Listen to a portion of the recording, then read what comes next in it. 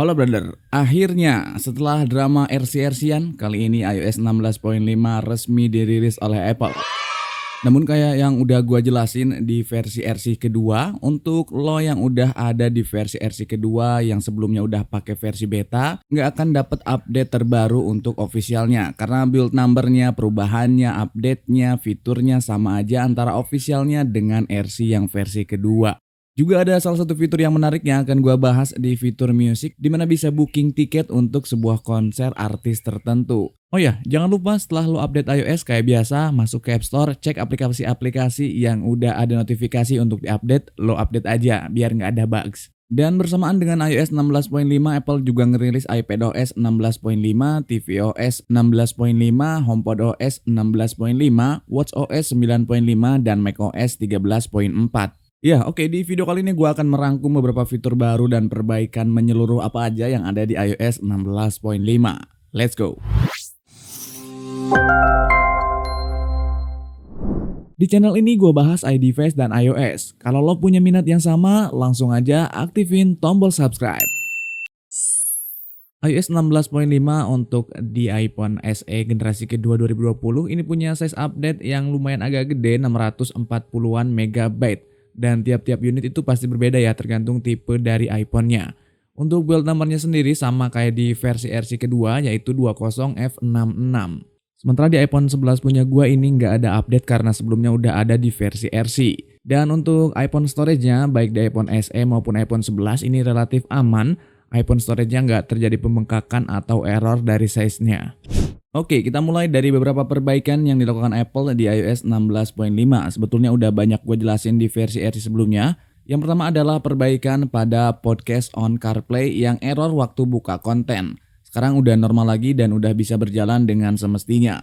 Lalu perbaikan yang kedua adalah di Search Spotlight. Tadinya agak kurang responsif, kadang bisa, kadang enggak, dan sekarang udah normal. Dicoba beberapa kali, tetap aja masuk dan oke banget. Lalu perbaikan berikutnya adalah pada notifikasi di lock screen-nya. Yang kadang kalau kita nge-swipe notifikasi itu kadang suka patah-patah di iOS sebelumnya. Tapi udah diperbaiki dengan sempurna di iOS 16.5 official ini, udah normal, lancar, dan smooth banget. Perbaikan berikutnya yang dilakukan di versi RC adalah di screen time yang nggak akurat. Jadi ada masalah untuk pembacaan akurasi screen time dalam penggunaan iPhone-nya. Dan sekarang lagi-lagi udah diperbaiki dengan baik oleh si Apple.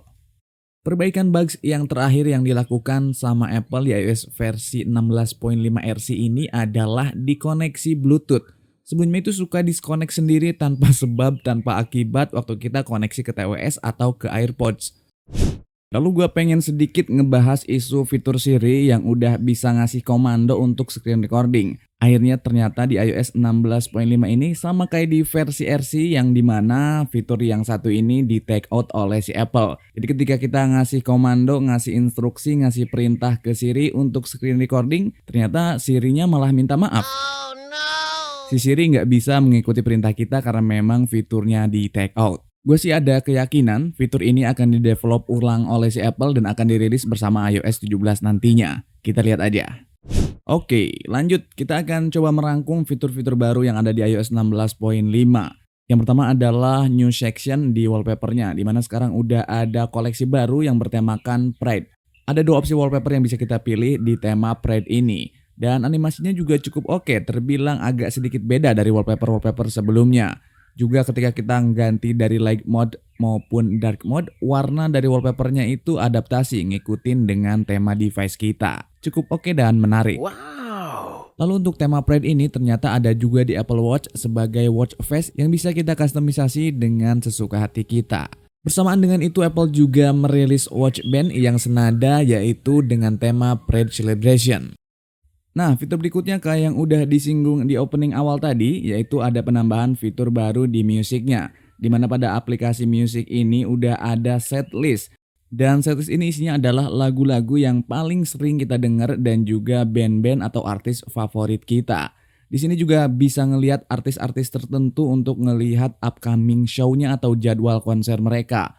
Plus kita juga bisa langsung ngelakuin booking jika memang kita mau ngelihat mereka konser di mana aja dan tanggal berapa aja bisa kita lihat di sini.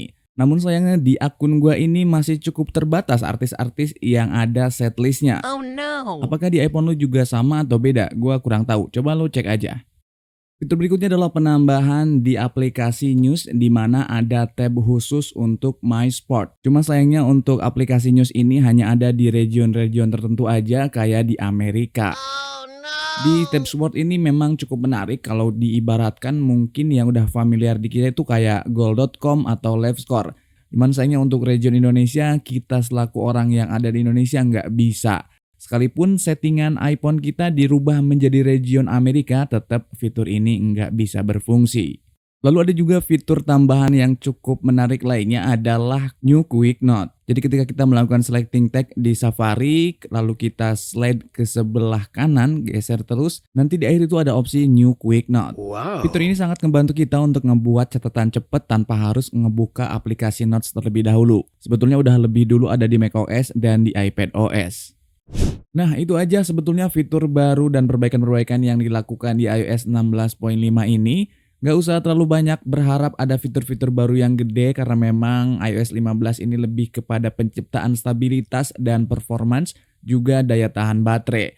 Untuk performanya sendiri di iOS 16.5 ini gua ngerasa jauh lebih baik lagi, lebih stabil, lebih smooth dan juga untuk daya tahan baterainya juga ada peningkatan dibanding iOS sebelumnya yang banyak banget keluhan. Selain daya baterai yang lebih irit, ternyata lebih adem juga iPhone gua ini.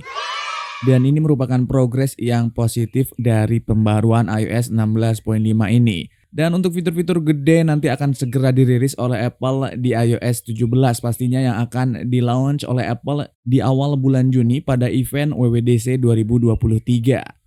Selain itu Apple juga lagi mempersiapkan iOS 16.6 versi betanya yang mungkin aja bisa rilis minggu depan untuk beta pertamanya. Kita lihat aja, makanya jangan lupa terus ikuti channel ini, subscribe, like, dan share. Nyalakan juga notifikasinya biar nggak ketinggalan informasi terkini tentang perkembangan iDevice dan iOS. Thank you. Dan kalau punya pengalaman pribadi dengan iOS 16.5 ini, entah itu pengalaman yang baik atau pengalaman yang kurang menyenangkan, lo ceritain aja di kolom komentar. Kalau ada pertanyaan, juga jangan malu, jangan ragu, drop aja di kolom komentar. Thank you for watching, see you next video, bye-bye.